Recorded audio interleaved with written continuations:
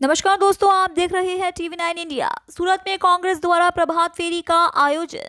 मानगढ़ चौक सरदार प्रतिमा से स्टेशन सरदार प्रतिमा तक निकाली गई प्रभात फेरी। स्टेशन सरदार प्रतिमा के पास पहुंचते ही गंदगी का नजारा देखने को मिला। गंदगी को लेकर कार्यकर्ताओं में नाराजगी। सरदार वल्लभ भाई पटेल की प्रतिमा के नीचे कचरा और कीचड़ नजर आया। प्रतिमा के आसपास उचित सफाई न होने से कार्यकर्ताओं ने जताया आक्रोश। सूरत को स्मार्ट सिटी में सफाई में पहला स्थान मिलने के बावजूद पालिका पर उठे सवाल। आज रोज एक प्रभात फेरीનું આયોજન કરવામાં આવેલું।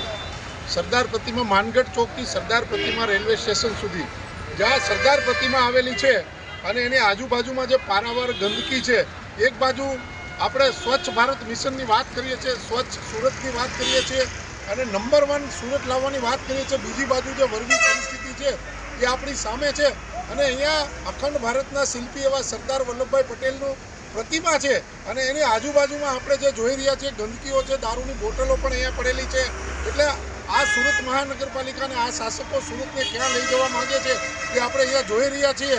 અને દેશના જેને કહી શકાય કે સરદાર વલ્લભભાઈ પટેલ જે દેશને એક આઝાદી અપાવવામાં અને એક અખંડ ભારત બનાવવામાં જેમણે અમૂલ્ય ફાળો આપેલો છે અને એના શિલ્પી રહ્યા છે, એમની જ પ્રતિમાની આ હાલત હોય તો બાકીના સુરતની શું હાલત છે એ આપણે સમજી શકીએ।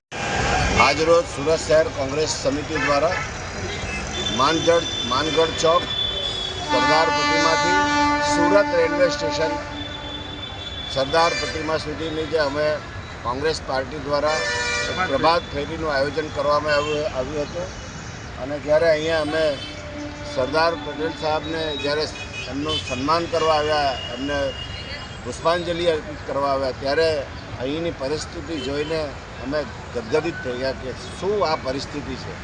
આ રીતે સરદાર વલ્લભભાઈ પટેલ સાહેબની પ્રતિમા આગળ આ પરિસ્થિતિ છે। સુરત નંબર 1 લેવાની વાત કરનારી આ સરકાર, આ સુરત મહાનગરપાલિકા શું કરી રહી છે? આ જે નંબર આપનારાઓ છે તેને આ જગ્યાનું વિઝિટ લેવી જોઈએ અને આ જગ્યાને જોયા પછી એમને ખબર પડી જોઈએ કે ખરેખર આ સુરત શહેરને સ્વચ્છ ભારત તરીકે, સ્વચ્છ સુરત શહેર તરીકે નંબર આપવો જોઈએ કે કેમ। આ સ્વચ્છ ભારતની વાત એ એકદમ પોકળ છે।